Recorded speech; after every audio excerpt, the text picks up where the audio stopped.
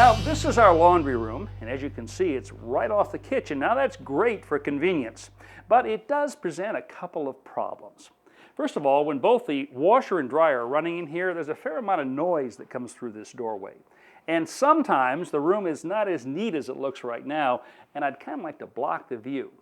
But on the other hand, I don't want to put a solid door in here. I'm thinking about something that instead would allow a little bit of light to come through. The other day, I was on the internet sort of poking around. On the Simpson Door website, I actually found a laundry room door inspired by a traditional European design. I liked it, so I ordered it. The day before it's due to arrive, I begin preparing the opening. Using a utility knife, I cut through the caulk and paint around the door casing. This will help prevent damage to the face of the wallboard when the trim is pulled away. I also cut along the miter joints at the corners.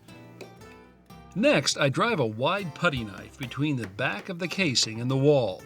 Then, with a few taps of the hammer, drive in a spoon-shaped pry bar behind the trim. Once there's a bit of space behind the casing, I switch to a flat pry bar and continue prying. The putty knife keeps the bar from damaging the wall as I leverage the casing away.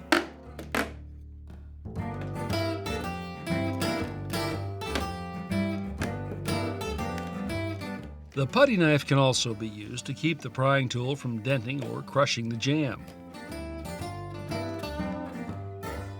My cordless reciprocating saw is just the right tool for this next step.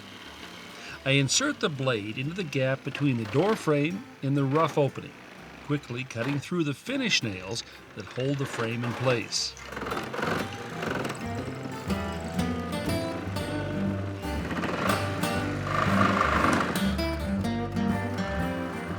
Now, with all the nails cut, I can just push the door frame out of the opening. With the prep work done, I pick up the new door and get ready to put it in.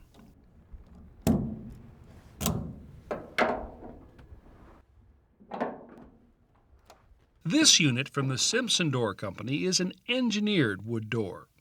The core is made up of smaller pieces of wood joined together with alternating grain patterns to resist warping and twisting. Door edges are clad with solid wood banding and the faces veneered. Oversized hardwood dowels reinforce the joints where the stiles and rails meet. Well, there's my new door. It's pre-finished and pre-hung, so I'm going to be putting it in as one unit. Now, I am going to be working alone today, so I'm going to show you a couple of tricks that I've picked up that make working solo on a job like this a little bit easier. For starters, I temporarily attach blocks that will stop the door flush with the inside wall.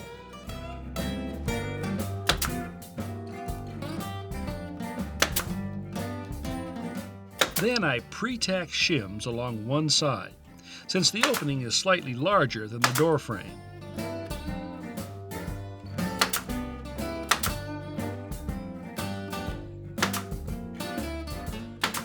Now I set the door and frame as one unit into the opening, up against both the stops and the shims.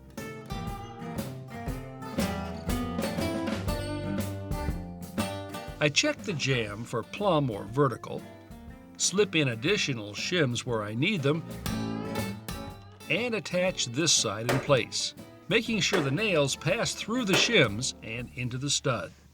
With the hinge side secured, I close the door and check the margin or gap between the edge of the door and the frame. Now right now, it gets wider as I go from top to bottom. Using a flat bar, I move the frame closer to the door and then insert shims to hold the jamb where I want it.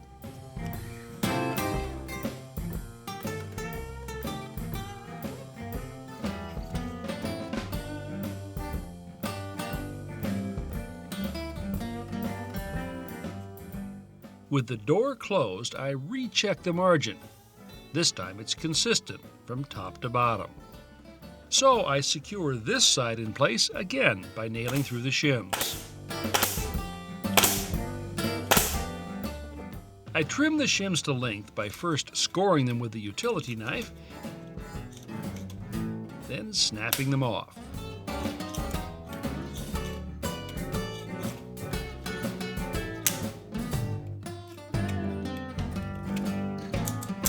If the protruding portion is too short or thick, I cut off the excess using a small Japanese handsaw. Now it's time for the casing. First, I lay a scrap piece on the jamb and draw a line on the outside. Then repeat the process at the opposite corner. Next, I cut the top piece of trim slightly oversized and put a 45-degree miter on one end. I place the point of the miter on the first line, then mark the opposite end at the second line. This will be the outside of the second miter. Now all I have to do is align the ends with the marks on the wall and nail the casing in place. Next, I set the side piece on the floor with the back side of the molding facing outward. Then draw a pencil mark where the top trim meets. I cut the miter on the mark, set the section in position, and nail it in place.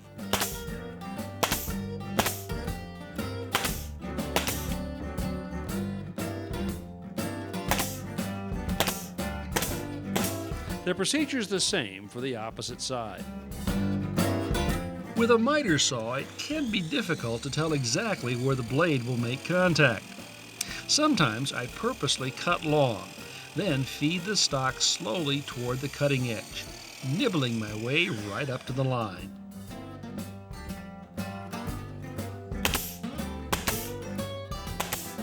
Now, not every carpenter does things the same way, but I find that most of the time, this top first, sides next method gives me pretty good results.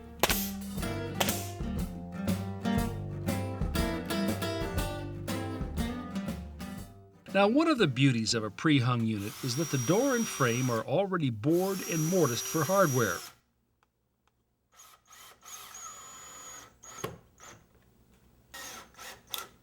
The only exception here is the latch plate mortise.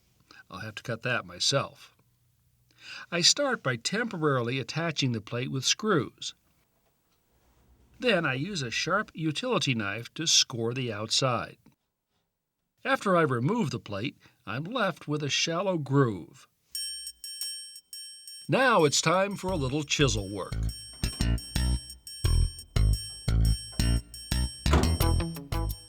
I pick a tool that's just about the same width as the mortise and set the tip into the score line left by the utility knife. First, I cut the outline,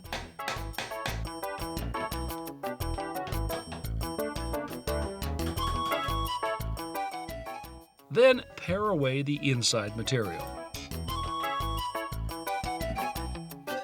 All that's left now is to attach the latch bolt, screw it in place,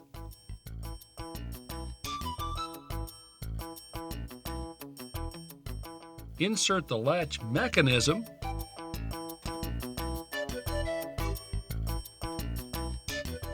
tighten the mounting screws, and test things out.